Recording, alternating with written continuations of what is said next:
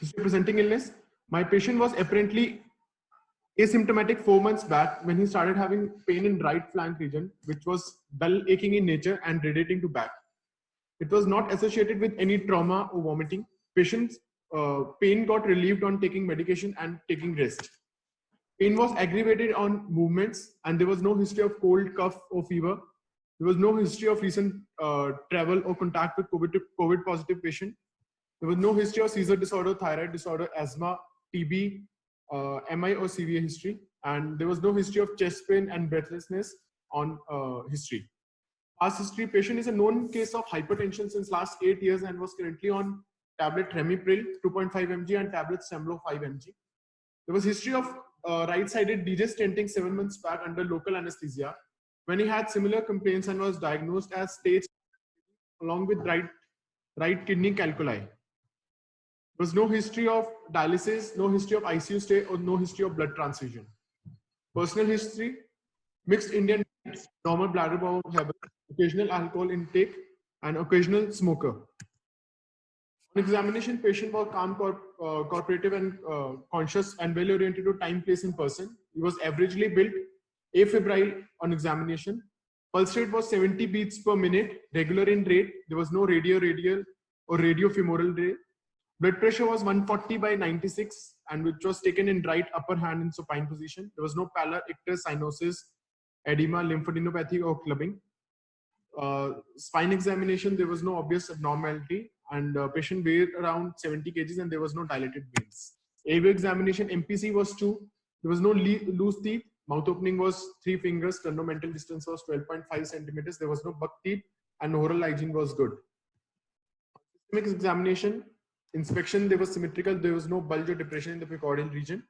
No dilated neck veins or scar mark. Palpation, apex pretus was felt in 5th intercostal space, and on auscultation, S1, S2 were heard. Respiratory system, there was no air entry was bilaterally equal, and upper abdomen, it was a soft, non-tender, and there was no organomegaly. So summarizing my case, so 50-year male patient, known case of hypertension since last 8 years, on treatment and CKD since 7 months, presents with right side flank pain and was diagnosed with stone in right kidney and was posted for PCNL. So the gist of my talk is CKD, so CRF. So what is chronic renal failure? Patients having GFR of less than 60 ml per minute per 1.73 meters square for more than 3 months are defined to have a chronic renal disease. We should know it's in progressive and an irreversible deterioration of renal functions. The 5 stages of CKD as classified by National Kidney Foundation staging system. So stage 1 is known as normal, and GFR is usually more than 90. Stage 2 is mild, GFR ranging from 60 to 89. Stage 3 is moderate, GFR of 30 to 59. Grade 4 is severe, that is 15 to 29 GFR, and grade 5 is known as end-stage renal disease, in which the GFR is less than 15. So this is a pictorial diagram showing the staging of CKD. So same stage 1 more than 90, stage 2 60 to 89, stage 3 30 to 59, stage 4 15 to 29, and stage 5 less than 15. So on the this axis is the percentage of kidney functioning. So we can see when the patient lands up in stage 5 CKD, the percentage of kidney functioning is pretty less. So there are some risk factors which make patients prone for CKD, such as diabetes, hypertension, cardiovascular disease, obesity, acute kidney injury, family history of CKD, kidney stones, such as in my patient. My patient had kidney stone which led to CKD, and nephrotoxic drugs like NSAID, cyclosporin, and antibiotics, etc. So causes, if you look at the causes, diabetes mellitus is the most common cause, accounting for around 45% of the cases landing up in CKD, followed by glomerulonephritis, glomerulopathies accounting for 5%, tubulointestinal disease, systemic hypertension accounting for around 5%, and HIV infections and renal vascular disease, miscellaneous causes. So chronic renal failure is a multi-system disorder. It can affect each and every organ, such as CVS, respiratory, renal, obviously bones, hematologically, CNS. Every system can be affected. So the changes can be in fluid and electrolyte arrangement. There could be acidosis, hematological complications, cardiovascular complications, pulmonary abnormalities, GI abnormalities, renal, osteodystrophy, and neurological changes. We'll be dealing with each and everything individually. So what are the changes in cardiovascular abnormalities? What happens to the CVS system in a patient with CKD? So the most common thing we see in a CKD patient is hypertension. So the cause of hypertension is sodium and water retention and activation of RAS. That is renin, angiotensin, aldosterone system. Plus, there could be congestive heart failure, which could be primary due to uremic cardiomyopathies or secondary due to fluid overload. These patients are more prone for IHD since bacterial endocarditis, since CKD patients can be on chronic dialysis and which can cause endocarditis. They can have pericardial tamponades and cardiac arrhythmias due to high potassium. So all the causes of CVS, that is LVH or conduction abnormalities, uremic pericarditis, or activation of RAS or vascular calcification, there was one single risk factor which was determined, that was a serum creatinine more than 2 is an independent predictor of cardiac complication. So if a patient comes to us with a serum creatinine of more than 2, yes, he might have one of these.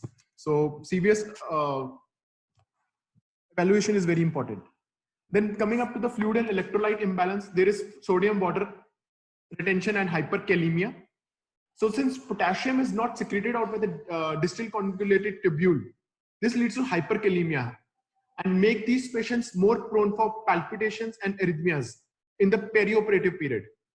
Similarly, there is magnesium clearance is affected, and we all know magnesium potentiates the action of neuromuscular blockade. Coming to the metabolic acidosis, these patients are in metabolic acidosis. It's a very common feature of CKD.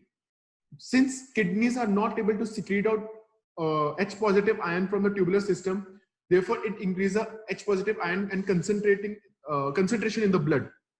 Along with it, as the disease progresses, there is accumulation of more and more organic acids such as lactic acid, hippuric acid, etc., which creates an anion gap leading to acidosis.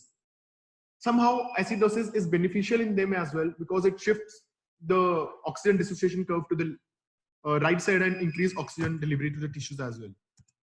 The hematological complications most commonly seen in them is a normochromic normocytic anemia, and causes of anemia in these patients are: first, there is a decreased renal erythropoietin production from the kidneys. Since there is decreased dietary deficiency of iron and folate, there is chronic upper GI bleed.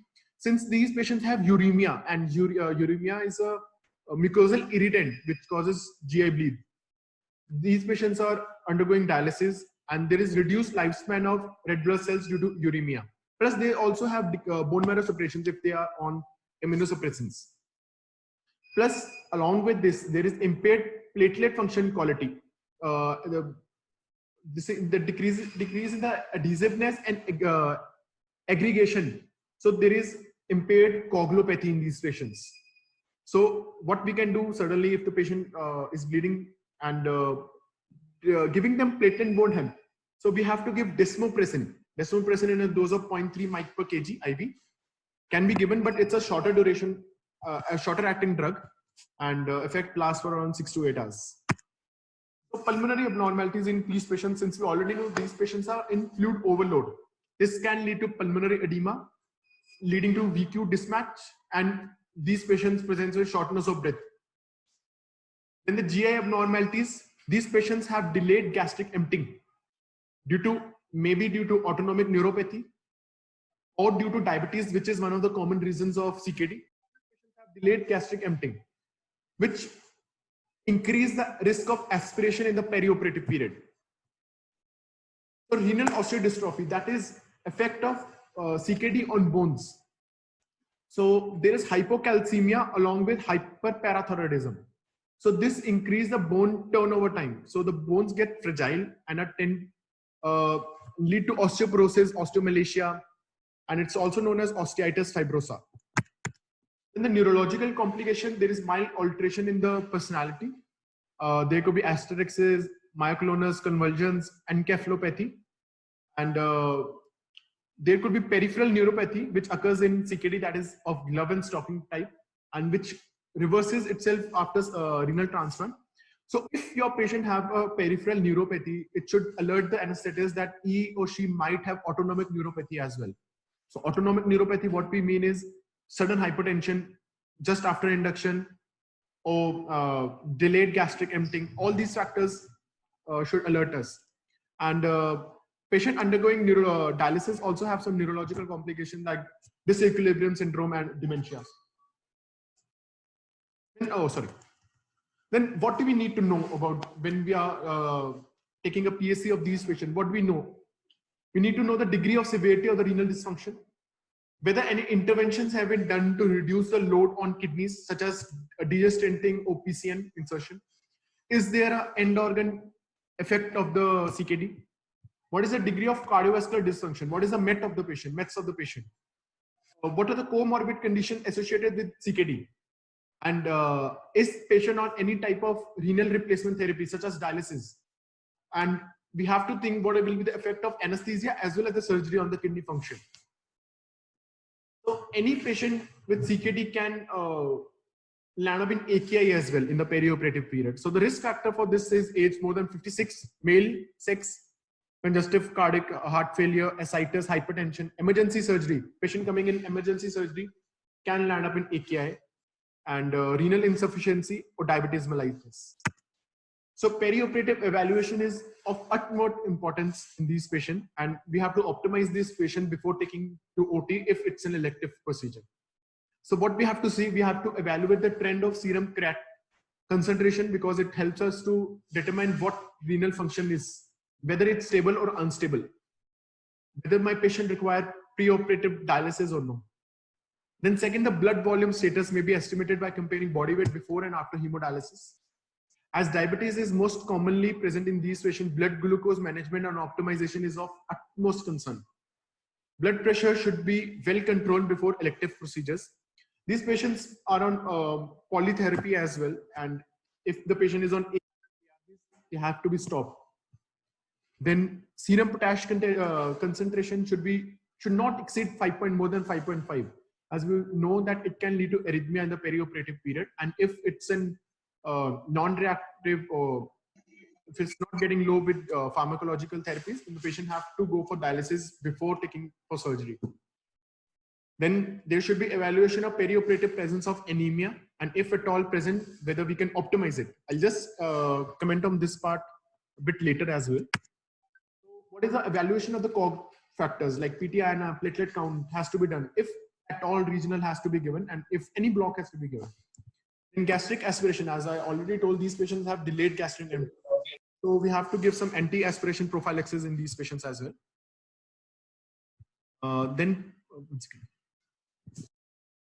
If at all patient have to go CKD stage 5 coming for surgery, he has to go dialysis like 24 hours prior, and preferably should be heparin free.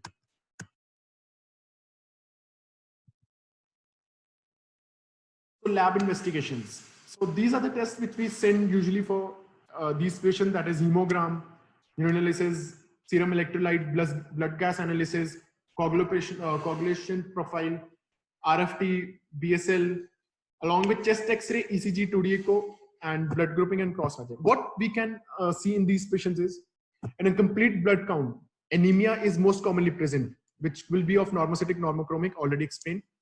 The blood urea nitrogen will be increased, serum creat will be increased, serum electrolyte, there will be hyperkalemia, probably there could be hyperkalemia. In urine examination, there will be albuminuria. And on chest X-ray, if at all patients have breathless, these can have pulmonary edema, pleural effusion, cardiomegaly. On ECG, you can have tall T waves due to hyperkalemia, and hypertrophic changes because of hypertension as a part of CKD. Ischemia, conduction block, and a reduced ejection fraction could be part of 2D echo. And in ABG, the most common thing which we see is a metabolic acidosis. So this pictorial diagram shows, just look at my cursor, one second.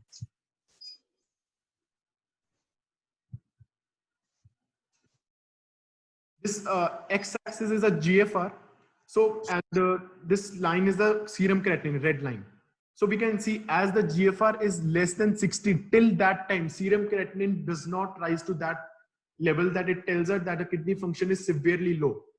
Only after the GFR is less than 60, the serum creatinine starts to rise. So what I mean by this thing is serum creatinine is a delayed functional marker and of estimating the progress of CKD. Then perioperative interventions which these patients tend to have is degescenting, such as in my patient, or percutaneous nephrostomy. Then dialysis. Dialysis is done to optimize the fluid, electrolyte, and the metabolic status. And indications are uremia, refractory hyperkalemia, acidosis, and stage 5 CKD. The perioperative targets according to KidGo is HB of 10 or hemoglobin of 30% is best, blood sugar level of less than 180, HbA1c less than 7%, serum potassium of 5.5, and soda bicarb of 22 milliequivalents per liter.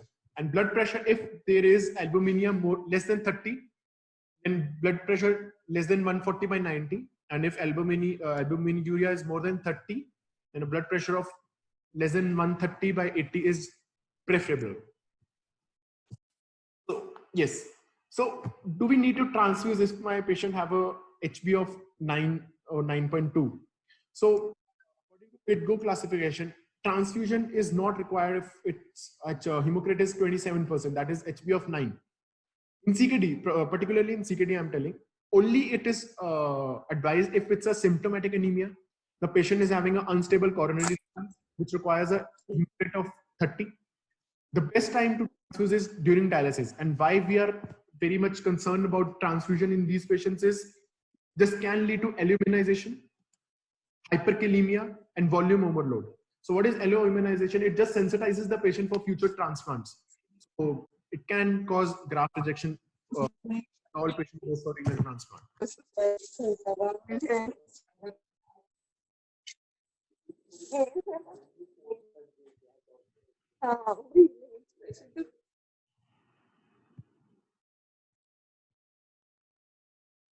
So what are the goals of anesthesia? So since it's we have to look that it's a multi-system effect. We have to look for PCNL related complication. Then we have to apply renal protection strategies, which I'll just tell. Then choice of anesthesia have to weigh between the merits and demerits of both general anesthesia and regional anesthesia. We have to take in consideration the post-op complications, which can occur in these patients, and recent modification in PCNL surgeries had to be sought of. I'll just tell. The concerns during anesthesia are they have a difficult IV. There is altered drug clearance, which I'll just tell.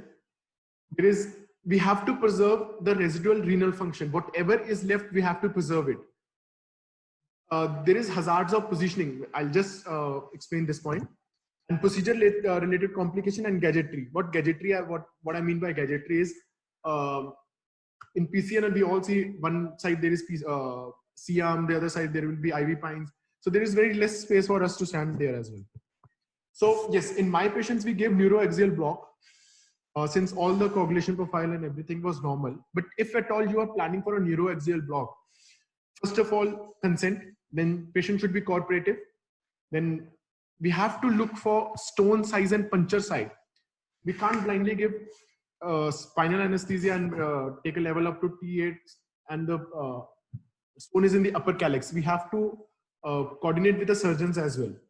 What are the potential limitations of neuroaxial block is there is risk of epidural hematoma. So the BTCT, PTINR and APTT should be within the normal range. And what can occur is exaggerated hypotension. If the patient is having autonomic neuropathy, there could be complete heart block due to high spinal and conduction abnormalities. And patient discomfort. So as the procedure increases, time of procedure increases, the patient gets discomfort due to the position. So our patient was given a high risk for high cardiac risk. Perioperatively, an informed consent was taken. Patient and patient relatives were explained about the risk. Patient was given a fitness under ASC2. NBM since midnight. Consent for invasive procedures like central line and arterial line were taken. Adequate blood products were available and morning dose of ACE inhibitors were skipped. So intraoperative monitoring, what we use is all the ASA standards like ECG, SpO2, blood pressure monitoring. Urine output has to be checked hourly. At least we want a urine output of minimum of 0.5 to 1 ml per kg per. If it's less than that, then only we have to look for different causes of decreased urine output intraoperatively. Then end-tidal CO2, if at all it's a general anesthesia, and CVP monitoring can be used for goal-directed fluid management.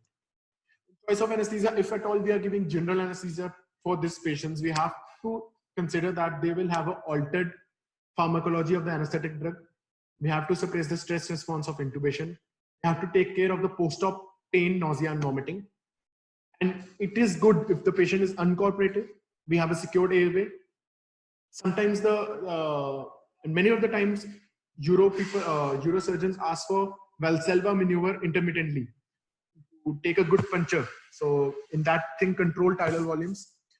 If it's a multiple or a higher puncture is possible, and if it's a long duration surgery. So what all induction agents we have? First is propofol, the most commonly used. So what we have to take in consideration is we have to give a bit of higher induction dose since they have a hyperdynamic circulation, higher plasma volume as a result of anemia.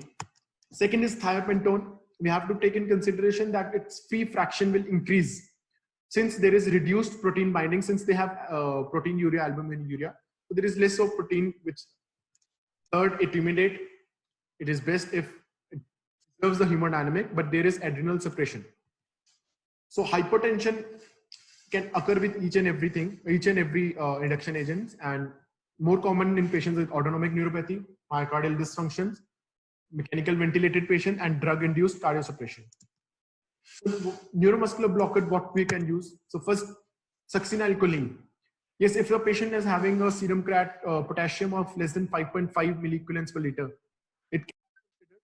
But what we most commonly use is Satra or Atra. But the problem with atracurium is histamine release, and cis-atra just overcomes that problem. One thing, adenosine excretion is delayed, which is which potentiates activity. In vecuronium and rocuronium, it increases. There is delayed clearance, even though vecuronium or rocuronium are metabolized in liver. Since even though the excretion is via kidney, so there will be delayed clearance. Then the opioids, what we can use the most commonly. So morphine gets conjugated into two: morphine 3-glucuronide and morphine 6-glucuronide. Morphine 6-glucuronide is a thing which is excreted via kidneys, so which will potentiate or increase the action of morphine and lead to delayed respiratory depression. So what we use most commonly is fentanyl. Clearance is not altered and it's a safe drug. The best will be remifentanil, since it has metabolized by plasma esterase. So remifentanil, if at all, it's not available at present, but will be a good option. So how can we maintain anesthesia? So either we can go total intravenous anesthesia or inhalational agents. Propofol, fentanyl, dexmedetomidine, and inhalational isoflurane or desflurane. So the thing which I want to say is sevoflurane safe? So initially it was said that sevoflurane, still it is there, that sevoflurane after 4 MAC hours at a flow less than 1 liter per minute will cause formation of compound A, which is which causes renal damage. I just wanted to show you one thing. Even sevoflurane gets conjugated by P450 in the liver itself, but there is one pathway as well, this pathway.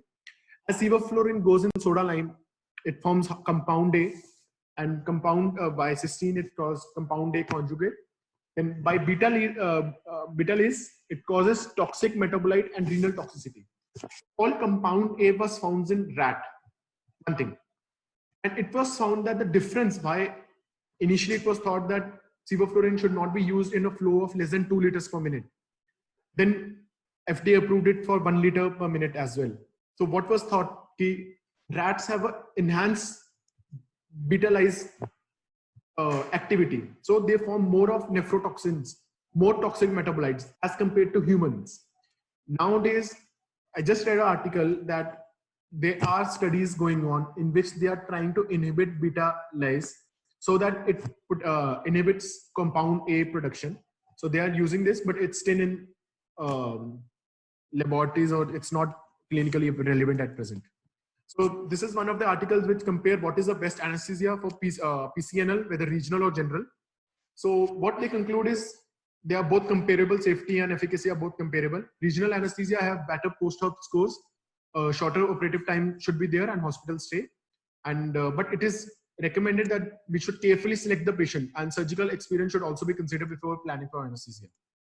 So many of the times when we look do a PSC of this patient, we see a nephrologist note which have written avoid nephrotoxic drugs. What do they mean? So some of the most commonly nephrotoxic drugs which we use intraoperatively are the NSAIDs. What NSAIDs causes decreased renal perfusion. Then patient could be on cyclosporine, tacrolimus, and antibiotics. Antibiotics is one of the most common causes of this thing. Antibiotics like vancomycin or penicillin, very potential nephrotoxic drugs. And if at all you have oliguria intraoperatively, you have to think what drugs we are giving, whether we have given some nephrotoxic drug to these patients, whether your hemodynamics are stable. But before thinking this, many of the times there is just kinking or just obstruction of the urobag itself. So that also has to be thought if intraoperatively oliguria is there. Patient positioning, coming to the end. So this is the best position. This is how we should give a prone position in these patients. So we can see the abdomen is free. There's no pressure on the axilla. The elbow is padded. The face is in a head ring. And there is minimum neck flexion. But is this the position we give? No.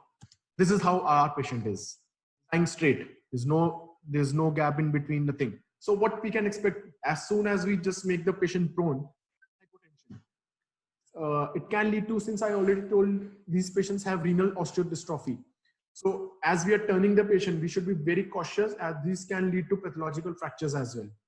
So it can also lead to endotracheal tube kinking, accidental extubation, nerve injuries, torsion of necks, compression of eyeballs, and air embolism is one of the rare complications. So positioning should be given very carefully. So what do I mean by renal protection strategies? Intraoperatively, we have to maintain a mean arterial pressure of around 65 to 70 mmHg. We should avoid fluid overload, avoid a diastolic pressure fall. Then respiratory, there should be a optimal PEEP, avoid hypoxia and hypercarbia that lead to AKI. And there should be a strict glycemic control, and we should avoid rapid alteration in blood sugars. So intraoperatively, apart from anesthesia complication, there could be surgical complications related to access and irrigation fluid what they uses. So access related is pleural injury, subcostal or supracostal. So how we can see is there is immediate increase in EtCO2, and then bleeding. Bleeding is one of the complications intraoperatively in patients with CKD because they have platelet dysfunction. It could be a large stone stuck on inexperienced surgeon, and visceral injury can also occur like colon or liver or spleen. So irrigation fluid, most commonly what they use is a normal saline. Then what it can lead is, if at all there is a pelvic calixial perforation, then it can lead to volume overload, electrolyte imbalance, hypothermia is very common in these patients due to the irrigation fluid which is going on. There could be accidental injection of air bubbles and post-op fever. How we can prevent? If it's a long duration surgery, we have to stage it. Then there are some modifications which are coming, such as mini PCNL, micro PCNL, which Department of Uro is doing here. And one thing is supine PCNL. What are the limitations? Why we don't see them so often is lack of familiarity with the procedure for the surgeon itself. So post-op dysfunction. So what I mean by this is AKI post-operatively is due to renal perfusion, compromise, hemorrhage or sepsis. So we have to maintain a euvolemia. We have to maintain renal perfusion pressures. We have to avoid nephrotoxic drugs. And there are some future considerations as well. That is the marker of kidney injuries, like kidney injury, molecule 1 or interleukinating, can be used for post-operative detection of AKI. At the end of surgery, can we think whether can we extubate this patient? Yes, if when to consider extubation, whether acidosis is corrected, there is normothermia, hemodynamic stable patients. So neostibian clearance is wrong. So there is prolonged parasympathetic effect. So glycopyrrolate should be preferred over atropine in these cases. And these patients can have recurrization as well postoperatively. So carefully, we have to see them. Complete reversal of neuromuscular blockade. So postoperative analgesia, we can give opioids like fentanyl or tramadol, 12-hourly. Original blocks like such as paravertebral or retrospinal block can be given. So the take-home message is it's a multidisciplinary approach. We have to maintain euvolemia, adequate perfusion, pressures, and avoidance of nephrotoxic agents. Patient's preference, the metabolic status of the patient, and the surgical expertise, stone complexity has to be taken in consideration before giving any type of anesthesia. Then biomarkers can be thought in future. These are my